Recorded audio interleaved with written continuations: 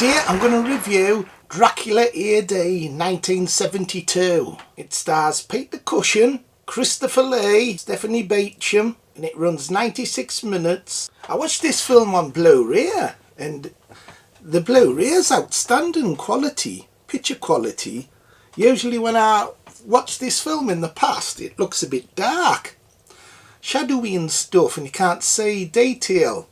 But the new Blu-ray, it looks outstanding. Like, it brightens the film up, and it's perfect picture quality, excellent. So if you get a Blu-ray, get that version, brilliant. And this film comes before the Satanic Rites of Dracula, and they both have the same director, Gibson.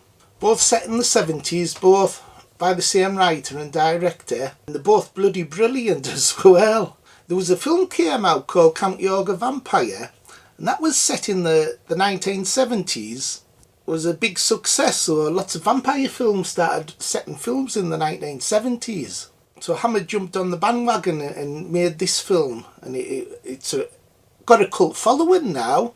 It's one of them films that you either love it or you hate it. It has a brilliant prologue where it's set 100 years in the past, so it's 1872, and you see Peter Cushing battling Christopher Lee, and the battling on this coach, and it crashes, and there's an excellent scene where you see the wheel of the coach stuck in Dracula, so his heart's pierced, and Peter Cushing's on top of him, and brilliant scene, very moody as well.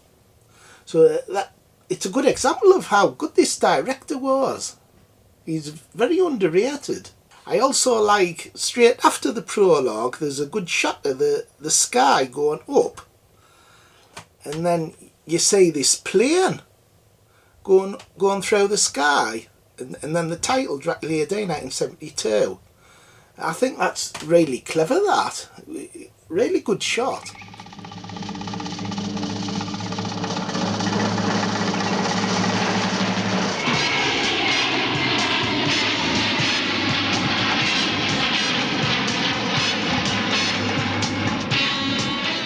Like, establishes that you're in modern times, so the 70s, but it was modern at the time. So you see shots of the aeroplane, you see shots of cars on a motorway, you see construction sites, really good. Then you get the controversial Stone Ground singing a couple of songs. But it's clever though, like a lot of people criticise it, but it introduces the young characters without doing lots of different scenes. You get to know them all together in this party. So it's good storytelling actually, and the music's really fun. Mosquitoes buzzing around my head, Spanish moths for my bed. I very seldom see dry land, for I'm an alligator man.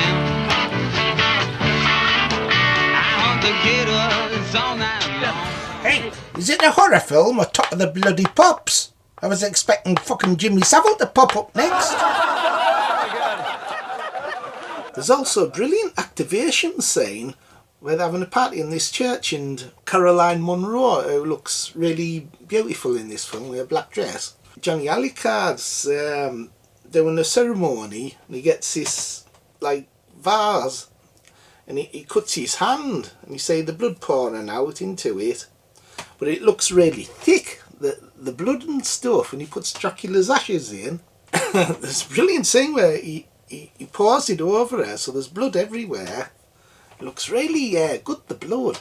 If there is a criticism about the film, it's that Dracula's not in as much as I would have liked them to be, but you can say that about nearly all of them. He's not in much. When Christopher Lee is in, it's really good. I love the confrontation right at the end of the film between him and Cushing. Brilliant ending to the film. Peter Cushing has like a trap for Dracula. He's dug this patch, and he's put stakes in and covered it up, and he leads Dracula towards it. So Dracula falls in, but there's a brilliant scene where Cushing gets a shovel and sticks it in Dracula's back. And you say the stake come through his back and tons of blood pouring out. Really gory saying that. These red eyes look good. The contact lenses that he had to put in, they look good in this film. One of the main things about this film is Peter Cushing's performance. I prefer him in these later films than his earlier films. He does look a bit frail, but his performance is excellent. I think he looks more like vulnerable. There's a lot more tension because you think Dracula will lazily kill him, because you think of him as this like frail old man. But I think that works to the film's advantage. Oh, just browsing. This is my place of work, not W.H. Smith and Son. Here we go. Treated from the Black Mass. What do you want with this? Oh, just quite a bit of mind-blowing. Jessica, this is not a subject to mess around with. Stephanie Beacham is his granddaughter, Jessica, played by Joanna Lumley in the next film. But I think Stephanie Beacham was better, more character. Inspector Murray, he pops up as well in this film. He's also in the Satanic Rites of Dracula. He has more to do in the Satanic Rites of Dracula, but in this film, he's still good. What I like about the character is he grounds the storyline a little bit in more reality, because he's like an inspector, detective inspector, but he's open-minded about things, which is surprising. Usually you think of police coppers as narrow-minded and they don't believe in stuff. But this character does. Because he believes in it, the audience tends to be a little bit more open-minded, so it gives the film a little bit of believability. The film's got loads of fun lines. Dig the music, kids. Some excellent weird stuff. Dig the music, kids!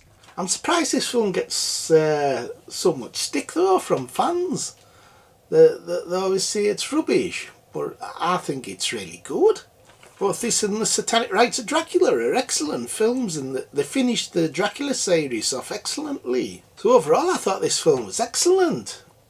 It's another proves the point that the Hammer 70s films were excellent. They did something a bit different instead of the usual boring Dracula story. Like setting it into the 70s was an excellent idea. Gave the series a bit more like variety and originality. Hey, I like the 70s Hammer films best. You get a better selection of knockers to look at. I also thought Cushing's performance was great in the film. I actually prefer him better in the later Van Helsing films than his earlier ones. It's amazing quality on the Blu-ray, so overall I think I'd give this film top marks, 10 out of 10. It's not quite as good as the Satanic Rites of Dracula, but it's bloody close, they're almost equal. So a 10 out of 10 that film gets. What did you think, Bones? Did you like it? Bloody brill film, Phil. I give it top marks. I really dig it. Okay, everybody, bye. See you next time. Subscribe, like and share. Bye, bye. Dig the music, kids. That's it, that's it.